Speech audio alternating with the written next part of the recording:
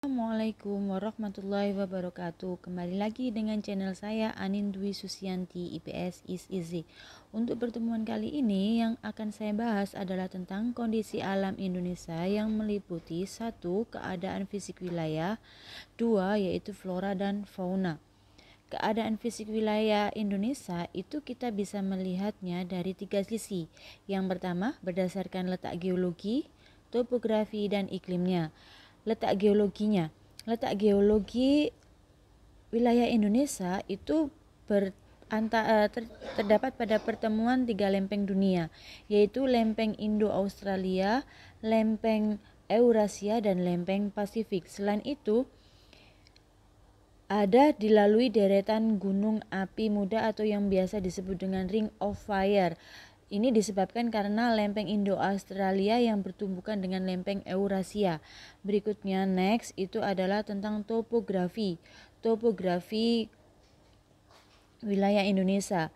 Ada dataran rendah. Dataran rendah pertama, dataran rendah. Dataran rendah itu merupakan dataran yang luas dan rata, yang memiliki ketinggian antara kurang lebih 200 meter DPAL di atas permukaan air laut. Nah, di sini mata pencarian penduduknya itu banyak beragam, pertanian, peternakan, perkebunan, jasa, perdagangan, industri. Kemudian kalau pola pemukimannya itu bisa menyebar, mengelompok, bahkan bisa memanjang mengikuti aliran sungai.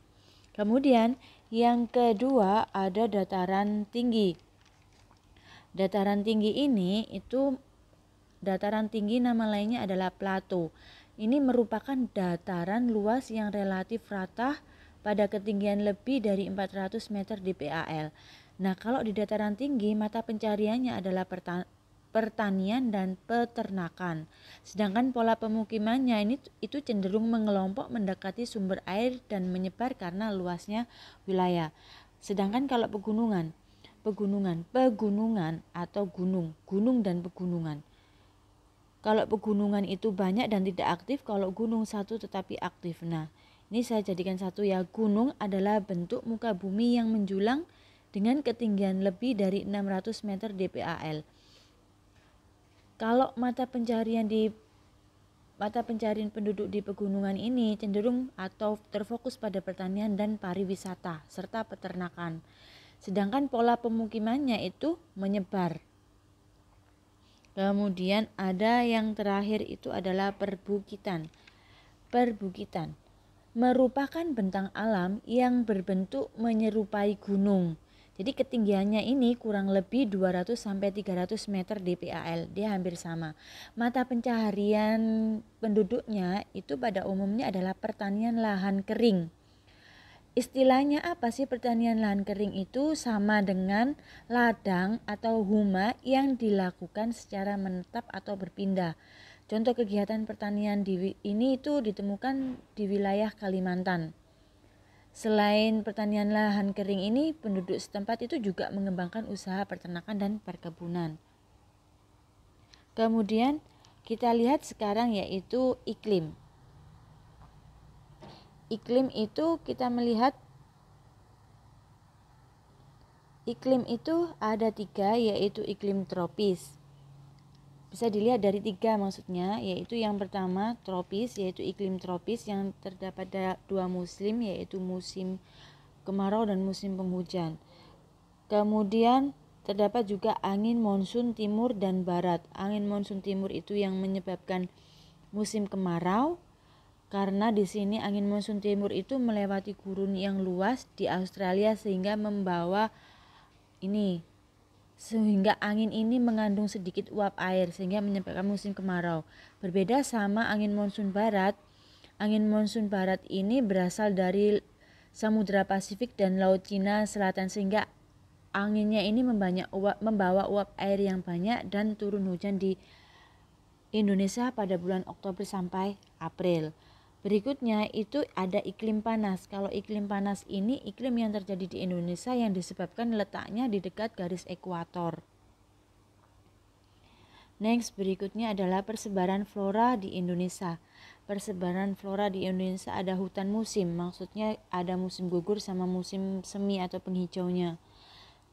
Terdapat di Pulau Jawa, Sulawesi Selatan, Kepulauan Nusa Tenggara. Ini contoh dari hutan musim. Berikutnya ada hutan hujan tropis. Itu terdapat pada Pulau Sumatera, Jawa bagian barat, Papua bagian utara. Ini contoh hutan hujan tropis. Ini cenderung memiliki pohon yang besar dan daunnya itu membentuk kanopi. Kemudian sabana. Sabana ini terdapat di daerah Flores, Timur, Alor Wetar, Nusa Tenggara Timur, dan Papua bagian selatan. Nah, sabana ini contoh gambar sabananya.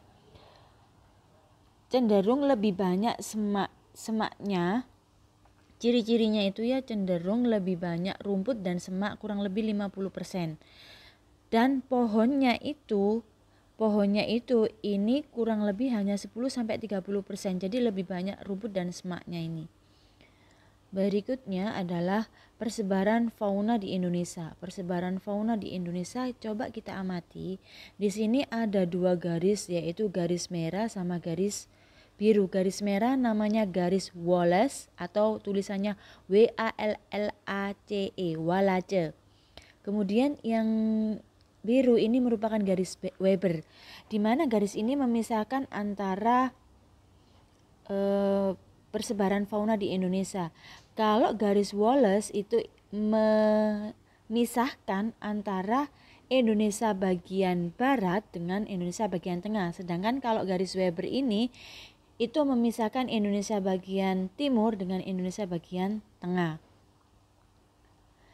Di sini kalau yang Indonesia bagian timur itu cenderung faunanya yang hidup adalah fauna tipe Australis karena dekat dengan benua Australia. Sedangkan kalau yang bagian barat ini cenderungnya masih tipe Asiatis.